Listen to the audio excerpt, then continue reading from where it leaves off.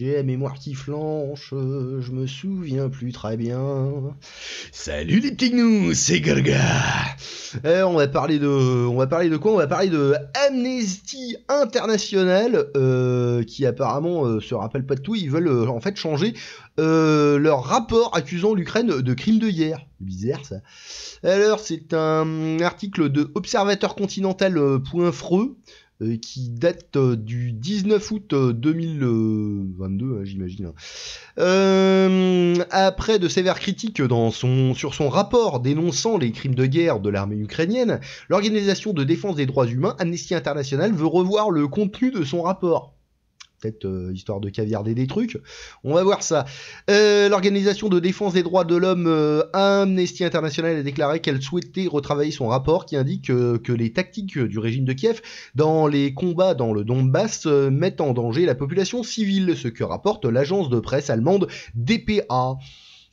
Après que leur rapport a eu fait l'objet de critiques au niveau international, l'ONG a déclaré que des experts indépendants d'Amnesty International seront invités à réexaminer les données précédemment fournies dans le rapport de l'organisation dans le but, de nouveau, étudier attentivement le processus de guerre de l'Ukraine.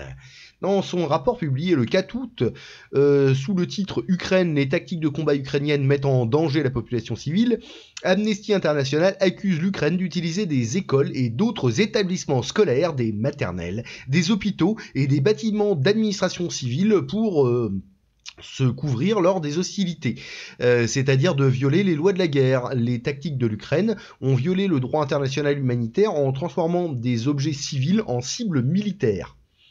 Alors oui, on en a vu pas mal, hein. Ils se sont filmés même en jouant à la marelle dans une école, les mecs, ou carrément dans des hostos, hein. Apparemment, les mecs, ils se mettaient dans les hostos pour tirer sur les Ruskov, voilà. Bon. L'organisation donc humanitaire affirme que les écoles et les hôpitaux sont utilisés comme base militaire par les forces ukrainiennes. Alors l'organisation humanitaire l'affirme. Mais en même temps, les vidéos publiées par les mecs, certains Ukrainiens, le montrent aussi. Donc, bon. La demande de revoir le rapport vient d'Amnesty International Allemagne.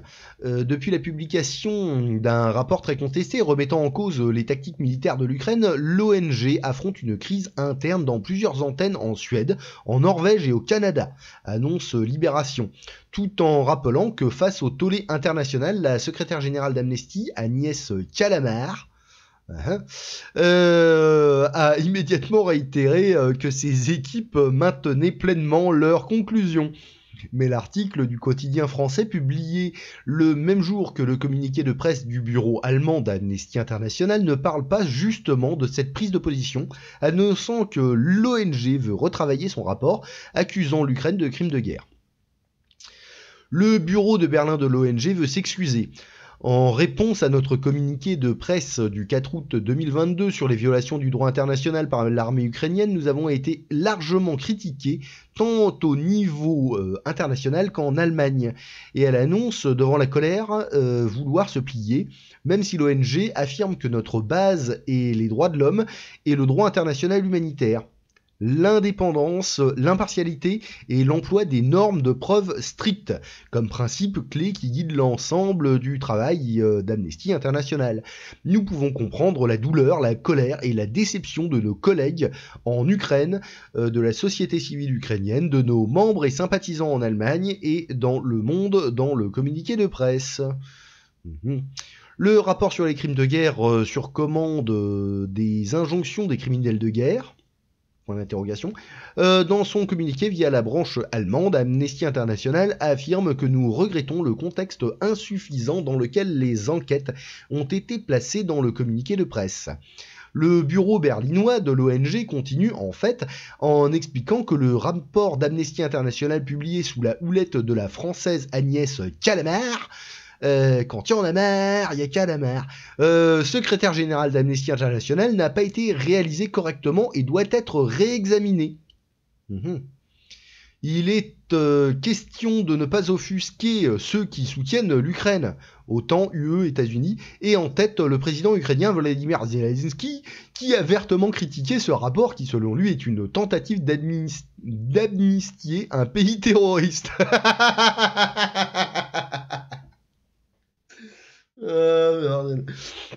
En plaçant la victime et l'agresseur d'une certaine manière sur un pied d'égalité. Bah non, mais les règles de la guerre, c'est les règles de la guerre. Normalement, tout le monde les respecte, que tu agresses ou que tu agresses pas. Enfin bon. Donc, les résultats n'ont pas été communiqués avec la sensibilité et la précision attendues d'Amnesty. Il faut être sensible maintenant. Bref, un processus d'examen est maintenant lancé au niveau international dans lequel nous, en tant que section allemande, voulons également jouer un rôle actif, fait savoir Amnesty International Allemagne, annonçant des corrections allant dans le sens de l'Ukraine et de ses alliés. Le bureau berlinois veut trouver des erreurs. On peut en trouver. Nous voulons comprendre exactement ce qui n'a pas fonctionné et pourquoi, afin de tirer des leçons et d'améliorer notre travail en matière de droits humains. Nous accompagnerons intensivement le processus ainsi que la mise en œuvre des résultats de ce processus. Amnesty International Allemagne martèle: notre solidarité va à nos collègues d'Amnesty Ukraine, aux défenseurs des droits humains et à la population civile en Ukraine. L'organisation qui a reçu le prix Nobel de la paix pour son travail fait la lumière sur les cas d'inhumanité les plus scandaleux depuis 60 ans. Je les ai pas beaucoup entendus sur le Yémen récemment, là. Bon.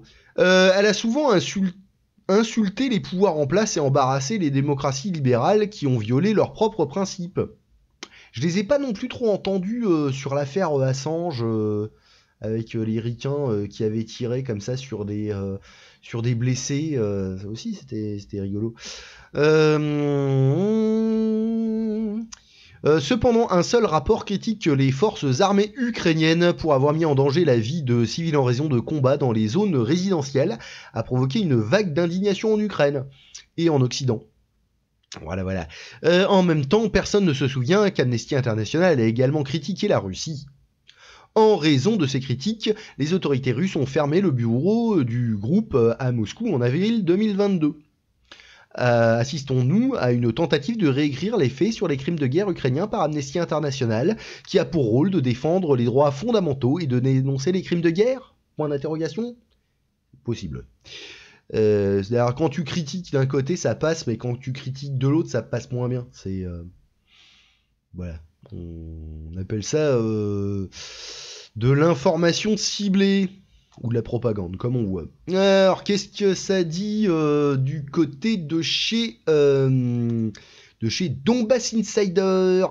Alors, donbassinsider.com, nouvelle analyse du Donbass. Alors, c'est Amnesia International, j'ai trouvé ça rigolo. Donc c'est sur le même sujet qui dit, alors c'est du 15 août 2022. Amnesty International finit de se discréditer en demandant un audit de son rapport sur les crimes de guerre ukrainiens. Le 4 août 2022, Amnesty International publie un rapport dénonçant les tactiques de l'armée ukrainienne. Bon, on a vu ça. Bon, en fait, qu'est-ce que ça raconte de mieux? Alors, ah oui. Depuis le début du conflit dans le Donbass, il y a 8 ans, Amnesty International s'est fait remarquer pour son incroyable silence concernant les crimes de guerre à répétition de l'armée ukrainienne contre les civils des républiques populaires de Donetsk et de Lugansk, ou les violations des droits de l'homme systématiques en Ukraine. Par exemple, la torture des gens arrêtés par le SBU, c'est la police spéciale de là-bas, comme Larissa que nous avons récemment interviewée. Les rares fois où Amnesty International en parle, c'est systématiquement en tentant de renvoyer les deux parties dos à dos pour paraître équilibré. Sauf qu'en fait, en lisant le texte en détail, on se rend compte qu'il n'y a pas d'équilibre entre les deux parties, et qu'Amnesty International reproche par exemple à la République populaire de Donetsk ou de Lugansk un vide juridique qui n'existe pas. N'en déplaise à cette organisation, il y a des lois dans ces républiques, des médiatrices aux droits de l'homme, et contrairement à ce qui est allégué, les prisonniers y sont bien traités, comme on a pu attester l'OSCE lors de ses visites.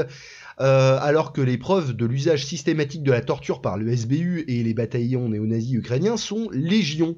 Mais chut, il faut faire croire que l'ONG est neutre. Alors ouais, en fait, pas très neutre, Amnesty International. Hein. Ils sont quand même financés par des mecs, par des fondations, genre il y a l'Open Society de Soros, mais il y a la fondation Ford, il y a des trucs comme ça qui sont plus ou moins des paravents de la CIA, quoi. Donc bon, c'est pas tout à fait neutre. Alors, quand le rapport du 4 août 2022 Amnesty International parle enfin ouvertement de ce que nous dénonçons depuis des mois, à savoir l'utilisation par des soldats ukrainiens d'écoles, d'appartements, d'hôpitaux, etc., à des fins militaires, mettant ainsi en danger les civils, on s'est dit, ça y est, ils se décident enfin à faire un peu le travail. Même s'ils n'osent pas dire ouvertement que ce que fait l'armée ukrainienne est de fait un crime de guerre, et qu'ils continuent de dire que même comme ça, si des civils sont tués, c'est de la faute de la Russie. C'est marrant, je n'ai pas souvenir d'avoir vu Amnesty International condamner aussi fermement les bombardements constants de l'armée ukrainienne pendant 8 ans sur des zones purement civiles dans le Donbass. Qui ont fait des milliers de victimes parmi les habitants, dont plus d'une centaine d'enfants à des endroits où il n'y avait ni position, ni pièces d'armement, ni soldats des milices populaires. J'ai pu voir pas mal de trucs comme ça où t'as des gens justement qui en parlent en disant mais il n'y a même pas de Russes ici, il n'y a même pas de combattants, il n'y a rien du tout, on est un bled de paumés et on s'est pris des bombardements sur la gueule de la part des Ukrainiens. Bon, et voilà. Où étaient les condamnations à géométrie variable d'Amnesty International quand l'armée ukrainienne a bombardé le centre de Donetsk le 5 juillet 2022 à un endroit où il n'y a rien de militaire, tuant la petite Véronica de 10 ans, ou quand elle a bombardé la cérémonie funéraire du commandant Korsa en plein centre de Donetsk, tuant 8 civils, dont une enfant de 12 ans, Katia, qui voulait devenir ballerine. Et ouais. Où est le rapport d'Amnesty International condamnant le bombardement du centre de Makeyevka par l'armée ukrainienne avec des armes à sous-munitions, les mêmes qu'elle accuse pourtant la Russie d'utiliser à tir-larigot. Le 6 juillet 2022, qui a fait 3 morts et 4 blessés parmi les enfants qui jouaient dans une cour d'immeuble. Oui, le rapport d'Amnesty International condamnant l'utilisation massive par l'armée ukrainienne de roquettes bourrées de mines pétales contre les zones résidentielles de Donetsk, Makeyevka, Yassinovskaya et Gorlovka, qui ont fait déjà plus de 40 victimes parmi les civils, dont des enfants qui doivent subir les amputations après avoir marché ou pris en main ces petites mines qui ressemblent à des jouets.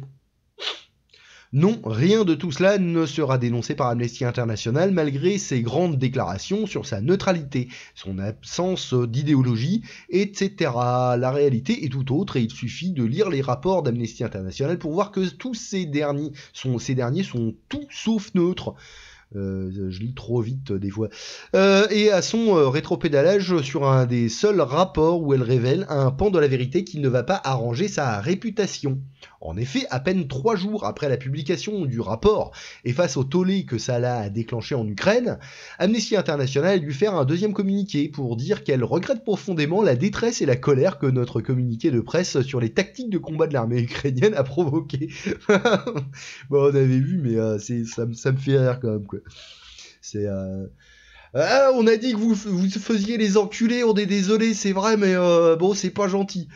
Bon. Ça me fait penser au truc sur la propagande russe, là, d'après le Pentagone qui dit ouais, effectivement, on avait bien des labos secrets d'armement chimique, enfin d'armement biologique en Ukraine. C'est vrai, mais il faut pas le dire parce que c'est de la propagande russe. Il y a des trucs, des fois, je comprends pas. Amnesty International ajoute que depuis le début de l'invasion russe en février 2022, Amnesty International a rigoureusement documenté et rendu compte des crimes de guerre et des violations commis en Ukraine, s'entretenant avec des centaines de victimes et de survivants, dont les récits éclairent la brutale réalité de la guerre d'agression menée par la Russie. Et que dans ce conflit, comme dans tous les autres, la priorité d'Amnesty International est de veiller à ce que les civils soient protégés. Au vu du silence d'Amnesty International pendant les 8 ans de guerre dans le Donbass, concernant les crimes de guerre commis par l'armée ukrainienne contre les civils, permettez-moi d'avoir un doute sur les priorités de l'organisation. Parce que la brutale réalité de la guerre menée par l'armée ukrainienne contre sa propre population dans le Donbass depuis 2014, ça n'intéresse pas Amnesty International. D'ailleurs, tiens, si j'y pense, je mettrai une vidéo que j'avais fait là sur... alors, elle s'est retrouvée avec un truc plus 18 parce que voilà, mais parce que YouTube c'est une tarlouse. Mais c'était Amnesty International qui faisait la fête au Rhum, au Tzigane, quoi. Et moi j'avais fait une petite vidéo sur comment on fait la fête au Tzigane en Ukraine. Voilà. Donc c'était des meufs qui se faisaient taper dessus à coups de god. un gentil Ukrainien qui faisait partie des mecs qui étaient sur le Maïdan, enfin les bons quoi, qui étaient en train de taper sur la gueule à des meufs tziganes avec un espèce de gros god. Ouais, c'est bon, c'est marrant. Voilà, et encore ça c'est quand elles se font pas subir les derniers outrages ou accrocher, scotcher à des poteaux électriques, le slip baissé évidemment parce que comme ça c'est plus rigolo, c'est open bar. Bref, mais c'est vrai qu'Amnesty International on les a pas entendus là-dessus. Il y avait Human Rights Watch qui a parlé de ces trucs-là. Pourtant ils sont pas très très neutres non plus, mais apparemment un peu plus. Amnesty International, non. J'en étais où d'ailleurs dans le parti pris d'Amnesty International est évident quand on lit cette phrase du communiqué. Nous avons mis le monde au défi de démontrer sa solidarité avec les Ukrainiens par des actions concrètes et nous continuerons à le faire. Et c'est vrai que c'est pas très neutre ça. En clair, comme l'OSCE, Amnesty International a du mal à cacher que sa solidarité avec les civils est à géométrie variable selon l'endroit où ils se trouvent. S'ils sont côté ukrainien, c'est bon. S'ils sont du côté Donbass ou Russie, puisque les territoires russes sont aussi bombardés par l'armée ukrainienne, qui fait des victimes civiles russes, silence radio. Le stock de solidarité est épuisé, circulé, il n'y a rien à voir. Le communiqué dit d'ailleurs clairement, rien de ce que nous avons documenté des actions des forces ukrainiennes ne justifie en aucune façon les violations russes. La Russie est seule responsable des violations qu'elle a commises contre les civils ukrainiens. Donc si les soldats ukrainiens tirent sur les soldats russes ou sur des civils du Donbass depuis un hôpital, une école, ou utilisent des civils comme boucliers humains, c'est de la faute des Russes. Si les civils sont touchés par des tirs de réponse, voilà. Bon bref, est-ce qu'il y a, voilà, oui, pour Amnesty International, si des terroristes prennent des gens en otage et que la police fait quelques victimes civiles en éliminant des terroristes qui sont en train de tirer dans le tas, c'est la police la méchante et la seule responsable des morts. Une logique fascinante. Alors, tiens, je rappelle un petit peu l'action des Russes quand il y avait eu une bande d'énervés djihadistes qui avait fait une prise d'otage dans la salle de concert de je sais plus où, là, j'ai oublié le nom. Et que on était allé chercher jusqu'au fond des chiottes, comme dirait l'autre, et que du coup les Russes avaient fait des dégâts en utilisant des gaz de combat et qu'il y avait des civils qui étaient morts. Tout le monde était là, les Russes ils font n'importe quoi, machin. En même temps les mecs ils étaient en mode Allahu Akbar là-dedans, comme au Bataclan. Sauf que ils ont pas attendu que ça soit qui est des gens qui se fassent tirer dans la gueule pour intervenir. Donc oui, ils ont fait de la casse, mais en même temps, qu'est-ce qui est le mieux ? Tu te fais prendre en otage, qu'est-ce qui est préférable ? Être buté par le terroriste ou être buté par le keuf qui essaie de niquer le terroriste ? Moi, franchement, je préfère me prendre une balle perdue par un keuf, pour le coup, qui va niquer le terroriste. Après, je préfère ne pas me prendre de balles perdues du tout, mais quitte à choisir, je préfère que ce soit une erreur plutôt qu'une volonté. Bref, Alors, qu'est-ce qu'on a quoi? La baba, là où la réputation d'Amnesty International vient de se prendre un iceberg façon Titanic, c'est lorsque la direction de l'organisation a décidé de plier face au tollé provoqué par son rapport et de faire auditer son rapport par des experts internationaux. Afin, je cite, de comprendre exactement ce qui n'a pas fonctionné et pourquoi, afin d'en tirer les leçons et d'améliorer notre travail en matière de droits de l'homme. Voilà, car il y aurait des problèmes avec les procédures et les décisions prises en amont de la publication du communiqué de presse, y compris les recherches effectuées, le processus de répartition du communiqué de presse, l'analyse juridique, blablabla. Ok, alors ça c'est quoi? Oui, il y a quelques trucs. Ouais, bah ça c'était les mecs quand qui se filment, ils se filment. Donc là ils étaient apparemment dans une école, voilà. Carl Gustav est le meilleur canon anti-char suédois de pointe, oui, si tu le dis. Carl Gustav Jung, ok. Wald, je sais pas. Voilà.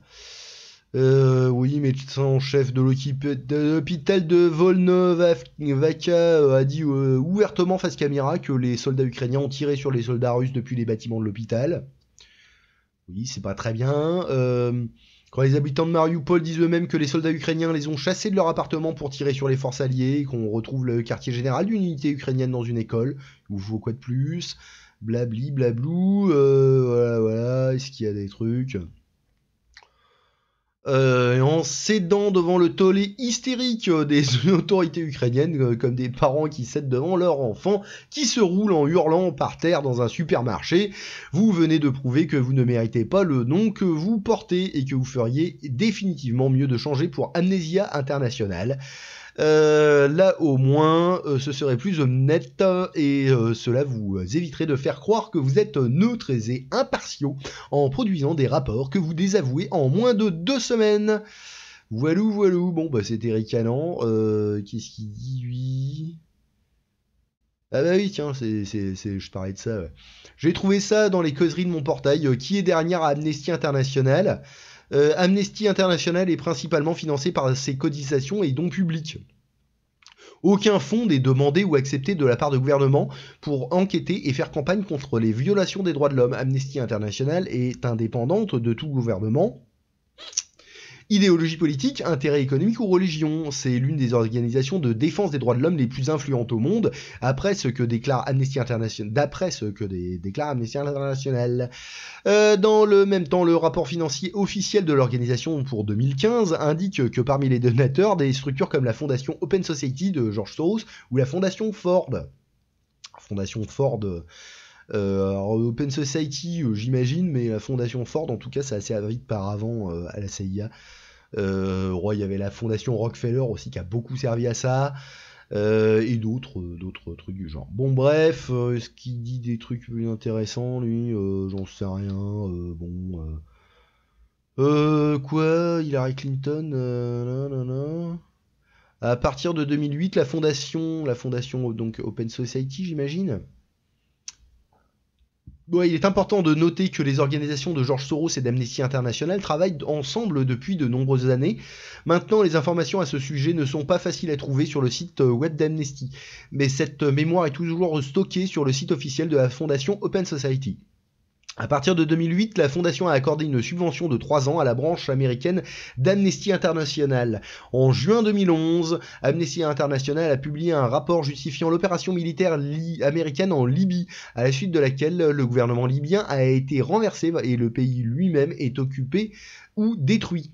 C'est Hillary Clinton qui a pu peser sur cette décision au sein de la commission des affaires étrangères. Il est prudent de dire qu'à cette époque, Amnesty International a travaillé en étroite collaboration avec les agences gouvernementales américaines. C'est tout d'abord le département d'État qui a utilisé les résultats du travail de l'organisation en Libye, puis en Syrie, quand Amnesty International a fait un autre rapport disant qu'à la prison syrienne de Damas, Seydanaya, 13 135 prisonniers ont été pendus, principalement des civils, par le régime d'Assad de 2011 à 2015. Dans le même temps, le rapport n'a fourni aucune preuve réelle.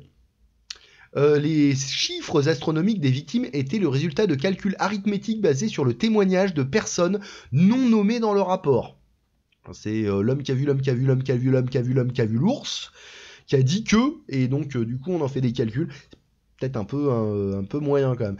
Étant donné que sur la base de ce rapport, les décisions importantes mondiales pourraient être prises, l'Organisation de défense des droits de l'homme pourrait au moins fournir des informations complètes et la logique de ces calculs, mais malheureusement ça n'a pas été fait. Voilà. Il est d'une importance fondamentale de noter qu'entre 2012 et 2013, Suzanne Nossel occupait le poste de directrice exécutive d'Amnesty International aux États-Unis, où elle travaillait auparavant comme assistante d'Hillary Clinton, alors secrétaire d'État américaine. Donc ouais, la neutralité, c'est moyen quand même là, dans ce genre de conditions. Auprès d'organisations internationales, en particulier, c'est elle qui a élaboré une résolution sur les violations des droits de l'homme en Libye, en Syrie et en Iran. Nossel est connue pour son soutien aux membres des Pussy Riot et sa participation à l'élaboration de la première résolution des Nations Unies sur les droits des minorités sexuelles. De plus, Nossel est l'auteur du terme Smart Power. On pourrait traduire ça par puissance habile, oui, ou maline, je ne sais pas. Il est incroyable de voir à quel point les lignes idéologiques d'Amnesty International, de la Fondation Open Society de Soros et du département d'État américain sous Hillary Clinton sont proches. Tous défendent les droits des minorités sexuelles. Alors sous Clinton et sous Biden, hein, parce que voilà, tous défendent les droits des minorités sexuelles, des transgenres, des migrants et des féministes, tout aussi négatifs pour les gouvernements syriens, libyens, irakiens, russes et iraniens. Ainsi qu'une attitude nettement négative envers le nouveau président américain Donald Trump. En passant, c'est George Soros qui est à l'origine des manifestations aux États-Unis en soutien à Hillary Clinton la veille et après l'inauguration de Donald Trump. Ouais, parce qu'en fait, il voulait George Soros, en fait, il voulait se faire la peau de Donald Trump. C'est une bagarre il y a eu une bagarre de milliardaires et Soros, il voulait se faire vraiment Trump. Donc la différence entre Trump et Soros, même si tous les deux ils sont milliardaires, il y en a un qui pèse 3 milliards et il y en a un qui en pèse 30. C'est pas le même rapport. Ouais, Trump c'est 3 milliards et quelques, Soros c'est 30 milliards et quelques. Donc c'est un autre niveau. Aujourd'hui, il est presque impossible de trouver des preuves directes qu'en 2008, la branche israélienne d'Amnesty International a accepté un don de 130 186 shekels au département d'État du gouvernement des États-Unis. En 2009, le don est passé à 239 523 shekels. Alors je sais pas ce que ça fait un shekel en dollars, mais bon. En 2010, la branche israélienne d'Amnesty International a accepté un don de l'ambassade royale des Pays-Bas en Israël pour 60 574 shekels, listés comme un don d'une entité politique étrangère. Alors c'est marrant parce qu'ils n'étaient pas censés ne pas accepter de trucs... J'ai pas tout compris là. Ils disent ne pas accepter et ne pas solliciter de dons de la part d'État, mais ils en acceptent quand même, c'est chelou. Remarque, si c'est des shekels, peut-être que c'est différent. Voilà. En 2011, Amnesty International au Royaume-Uni a accepté une subvention de 842 000 livres, faisant partie d'une plus grande donation sur 4 ans du département pour le développement international. Je sais pas d'où ça sort ça, mais bon. Une subvention sur 5 ans d'environ 3 850 000 livres a été octroyée en janvier 2013, de janvier 2013 à décembre 2017, via la contribution du gouvernement norvégien au nouveau NRK, le Téléthon norvégien, d'accord. Une résolution de 2011. Donc pourquoi le Téléthon norvégien file de la thune à Amnesty International? Ils viennent faire quoi dans les maladies nosocomiales? Je sais pas.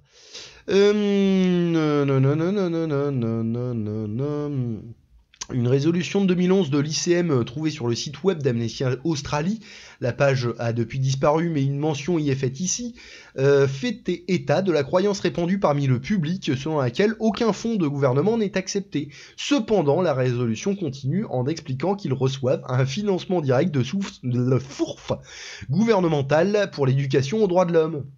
Si c'est pour éduquer les gens, ça va. Hein.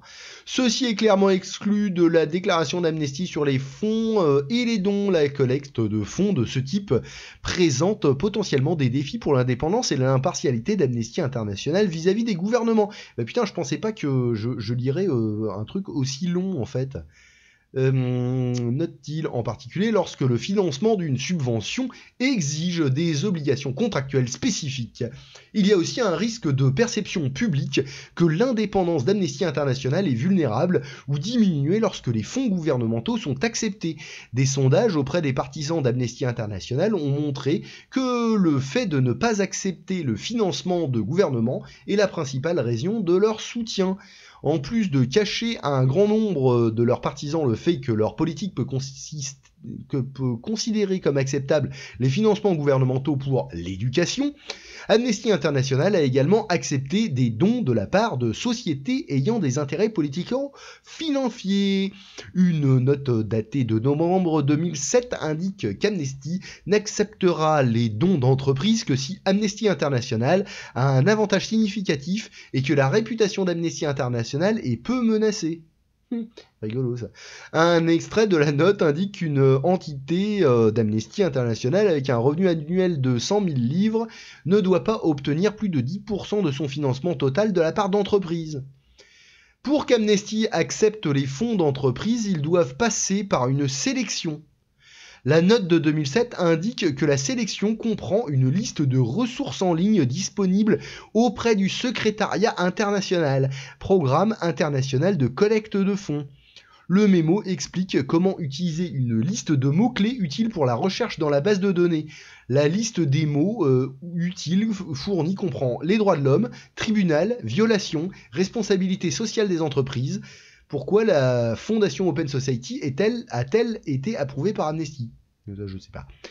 On peut affirmer avec assurance qu'Amnesty International est un mercenaire international engagé par des organisations d'État et des entreprises pour défendre leurs intérêts économiques et politiques. Et enfin, George Soros est également l'un des précieux sponsors d'une autre organisation internationale de défense des droits de l'homme, bien connue, Human Rights Watch. Eh ben dis donc c'était un truc de dnipress.com post qui est derrière Amnesty International. Je vous mettrai ça en lien. Ok, c'était bien long tout ça, je pensais faire un petit truc vite fait là, en ricanant vite fait sur un petit truc, mais en fait ça a duré très longtemps parce qu'on est à plus de 30 minutes. Bon, voilà, c'était tout. Abonnez-vous, mettez des pouces bleus, des commentaires, phagocytez l'algorithme de Melo, et bisous, à plus dans le bus.